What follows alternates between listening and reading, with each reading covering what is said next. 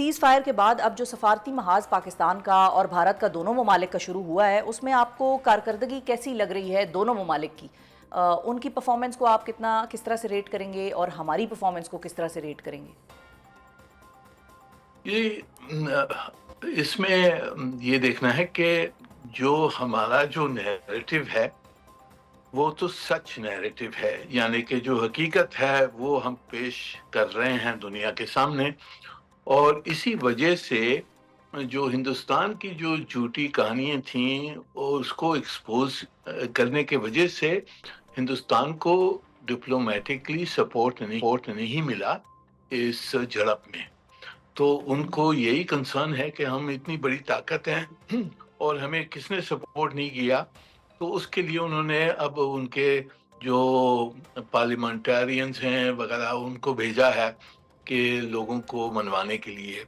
تو اب ایک یہ بیٹل آف نیریٹیوز چل رہی ہے، اس میں بہت ضروری ہے کہ ہم اپنا جو موضوع ہے، ہمارا جو نیریٹیو ہے، اس کو صحیح طرح سے پیش کریں، اور جو خطرات ہیں اگلی جنگ کے لیے جو مودی صاحب بہت دھمکیاں دے رہے ہیں، اس کو بھی ایکسپوز کرنے کی ضرورت ہے کہ ایک یہ جنگ دو ایٹمی طاقتوں کے درمیان جنگ کرنا تو بالکل حماقت ہے۔ تو اس وجہ سے بہت ضروری ہم نے اپنی نیریٹو دینی ہے، اور جو ہمارے جو پریشر پوائنٹس ہیں، جو ہم سے کہا گیا جب سیز فائر ہو رہا تھا، ہم سے کہا گیا کہ جو پوائنٹس آف فرکشن ہوں گی ان کو ایڈریس کیا جائے گا۔ تو اب پوائنٹس آف فرکشن آپ دیکھ لیں کیا ہے۔ کشمیر ہے پہلا جو پہلو ہے، سب میں بڑا اہم مسئلہ ہے ہندوستان اور پاکستان کے درمیان۔ دوسری چیز ابھی انڈس واٹرز ٹریٹی کی جو انہوں نے خلاف ورزی کی ہے، اس کے امکان بہت خوفناک ہو سکتے ہیں، تو اس کو بھی ہم نے ریزالو کرنا ہے۔ تیسری چیز جو ہے وہ یہ ہے کہ یہ دہشت گردی کا جو الزام لگاتا ہے ہندوستان، اس کو بھی ہم نے درست کرنا ہے، اور یہ بتانا ہے کہ جی بلوچستان میں فرنٹیئر میں جو کچھ یہ کر رہے ہیں اس کو ایکسپوز کرنے کی ضرورت ہے، اور اگر دہشت گردی کے اوپر مذاکرات ہوتی ہیں تو سب مینیفیسٹیشنز پر مذاکرات ہونی چاہیے، جو ہندوستان کر رہا ہے اور جو وہ الزام لگا رہے ہیں، وہ سب کو ہم ڈسکس کریں۔ جو آخری مسئلہ ہے وہ یہ ہے کہ ہم نے دیکھنا ہے کہ یہ جنگ واپس ایٹمی طاقتوں کے درمیان نہیں ہو سکتی ہے، اس کے خلاف ایک انٹرنیشنل کنسنسس بنانا ہے۔ تو منیر اکرم صاحب یہ بتائیے کہ بھارت تو اس چیز کے اوپر تیار ہی نہیں ہے کہ وہ ہمارے ساتھ ٹیبل پر آ کر بیٹھے، اور وزیر اعظم صاحب ہمارے خود بھی کہہ رہے ہیں کہ بھارت ہم سے بات چیت کرنا ہی نہیں چاہتا، تو پھر کیا بات چیت کے لیے بھارت کو منانے کے لیے بھی ہمیں امریکہ کی ضرورت پڑے گی؟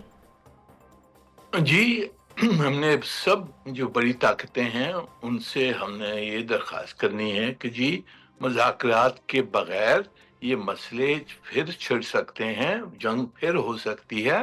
بہت ضروری ہے کہ یہ مسئلے حل کیے جائیں، اور اگر بائیلیٹرلی نہیں کرنے کے لیے وہ تیار ہیں تو پھر ہم ملٹی لیٹرلی کروائیں، یا انڈائریکٹ ڈپلومیسی کروائیں، میڈیشن کروائیں، یا سلامتی کونسل میں جا کے وہاں ریز کر کے وہاں ہم کوشش کریں کہ ان چیزوں پر، مسئلوں پر کوئی اٹینشن دیا جائے اور ریزالو کرنے کی کوئی کوشش کی جائے۔ تو دنیا کو بتانے کی بہت ضروری ہے کہ یہ مسئلے ہیں اور یہ مسئلے حل کرنے چاہیے۔ اچھا منیر اکرم صاحب، پھر جب ہم بھارت کی بات کر رہے ہیں تو بھارتی وزیر خارجہ کے جو ترجمان ہیں مصری صاحب، وہ تو یہ کہتے ہیں کہ یہ جو سیز فائر ہوا یہ تو دو طرفہ تھا، اس میں امریکہ کا کوئی ہاتھ نہیں، تو وہ تو امریکہ کو تو رائٹ آف ہی کر دیتے ہیں۔ اور جب کشمیر کی بھی بات آتی ہے تو بھی بھارت کی ایک بڑی پرانی اسٹرانگلی ہیلڈ پوزیشن ہے، اور وہ یہ ہے کہ ہمیں تیسرے فریق کی ضرورت نہیں ہے، اور ہمیں کسی تیسرے کی اب اس میں میڈیشن کی بھی ضرورت نہیں ہے۔ تو یہ بائیلیٹرل ایک مسئلہ ہے، تو وہ تو مانتا ہی نہیں ہے کہ یہ کوئی عالمی مسئلہ ہے، وہ تو یونائٹڈ نیشنز کے چارٹرز بھی جو کشمیر کے اوپر موجود ہیں ان کو بھی نہیں وہ مانتا۔ تو پھر یہ معاملہ کیسے بات چیت کا اس کے ساتھ چلے گا جب وہ یہی کہہ رہے ہیں کہ سیز فائر بھی ہم نے خود ہی کیا آپس میں، امریکہ نے اس میں کوئی کردار ادا نہیں کیا؟ جی، پر دنیا حقیقت جانتی ہے کہ یہ دو طرفہ نہیں ہوا ہے. یہ آخری رات میں جا کے انہوں نے امریکنوں سے کہا ہے کہ جی ہم سیز فائر ماننے کے لیے تیار ہیں, اور اس وجہ سے ہمیں ایشورنسز دی گئیں کہ جو پوائنٹس آف فرکشن ہے ان کو ریزالو کیا جائے گا, اور امریکہ نے کہا کہ ہم میڈیٹ کرنے کے لیے تیار ہیں. اس بیسس کے اوپر ہم نے سیز فائر مانا تھا. تو حقیقت سب جانتے ہیں, ہندوستانی خود بھی جانتے ہیں کہ کیا ان کے ساتھ حال ہوا تھا 10 مئی کی رات کو. تو اس وجہ سے انہوں نے مانا ہے سیز فائر. اب ہم نے اپنا جو موضوع ہے, ہماری جو نیریٹو ہے وہ پیش کرنی ہے, وہ حقیقت ہے, اور دنیا کو منوانا ہے کہ جی یہ حقیقت ہے, ہم بڑی ریسپانسبلی جی اس کو اپروچ کر رہے ہیں. اور ہندوستان جو جس طرح سے شور کر رہا ہے, وہ امریکہ کو یا بڑی طاقتوں کو وہ اگنور تو نہیں کر سکتے ہیں. وہ کہہ تو سکتے ہیں کہ ہم نہیں مذاکرات کریں گے, پر ان کے اوپر دباؤ ڈلوانا ہے ہم نے پوری دنیا سے. صحیح ہے. اور جی تو منیر اکرم صاحب پھر واٹ از نیکسٹ؟ مطلب آپ کی اسیسمنٹ کیا کہتی ہے کہ کیا امریکہ اس چیز میں بھی انوالو ہوگا؟ کہ کیونکہ انہوں نے تو یہ اپنی طور پر کہہ دیا کہ بھئی ہم نے سیز فائر کرانا تھا, دونوں ممالک سے ہماری بات چیت ہو گئی, ہم نے جو کرانا تھا وہ تو کرا دیا, یا اب وہ ہمارا ساتھ اس بات پہ بھی دیں گے کہ امریکہ کو کہ بھارت کو ٹیبل پہ بٹھایا جائے پاکستان کے ساتھ؟ جی ہماری دیکھیں, جو ٹرمپ صاحب نے تو کہا میں میڈیٹ کرنے کے لیے تیار, کشمیر کا مسئلہ اور یہ مسئلے حل کرنے چاہیے, تو یہ اچھی پوزیشن ہے. ہم نے اسی لائن پر ان کو لگانا ہے کہ آپ آئیے, آپ نے سیز فائر کروایا, اب آپ میڈیشن کروائیں اور یہ مسئلے حل کروائیں.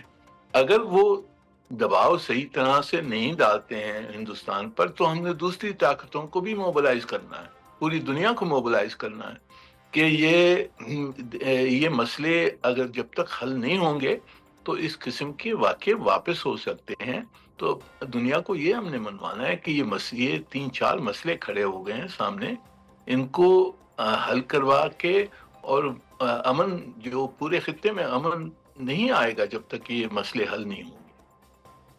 اچھا, اب ایک چیز اور بھی دیکھنے میں آئی ہے کہ پاکستان میں دہشت گردی کا ایک واقعہ بڑا سیریس قسم کا اور بڑا دلخراش خزدار میں دیکھا گیا اس سارے تنازع کے بعد, اور پاکستان نے ایک پوزیشن یہ لی ہے کہ اس میں بھارت انوالو تھا, بھارت کی اس میں ملوث ہونے کے ہمارے پاس شواہد ہیں اور وہ ہم دنیا کے سامنے رکھیں گے.